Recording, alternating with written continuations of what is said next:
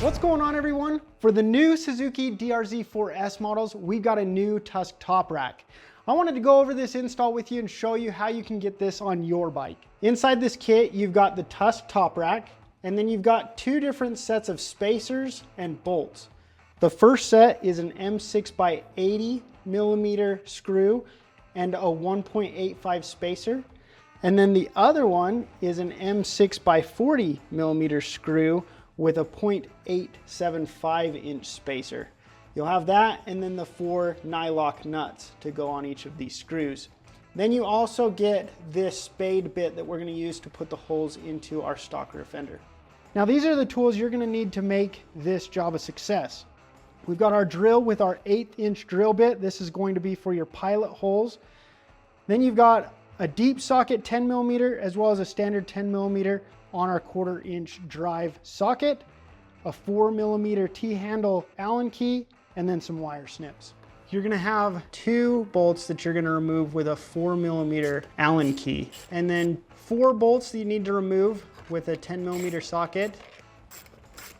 Now at this point, we're gonna reach in and clip this little zip tie so that we can move this rear fender up out of the way.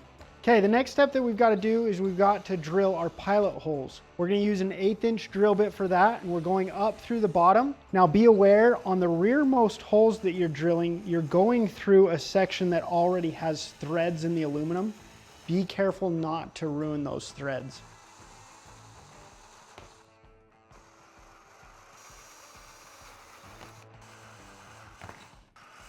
Now you've got 2 sets of spacers. The short ones are going in the front holes and the long ones are going in the rearmost holes. So we've got that for both locations. Got 2 different sizes of bolts. The short ones are going to go in the front section. The long ones are going to go into the rear section. So we're going to tighten those down into the frame. And then with these front bolts, we're just going to push those through. In the front location, you're going to put the nylock nuts on, and you can go ahead and tighten those down, making sure to have your 4 millimeter Allen key up on the top to keep the bolt from spinning. The next step, we're going to put back our rear fender with our blinkers and everything into position. And this will slide over those long bolts that go through the top rear section of our top rack. The first thing I'm going to do is I'm going to start those nylock nuts onto those longer bolts from the top rack. And then you'll use the OEM hardware to go into the middle and front locations of this rear setup.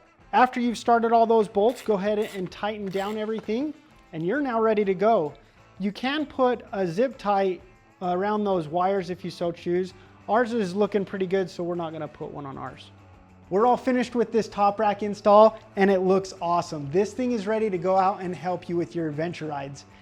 Get yours by clicking on the link below, and as always, if you're looking for your place to get ready, Rocky Mountain's the place to be.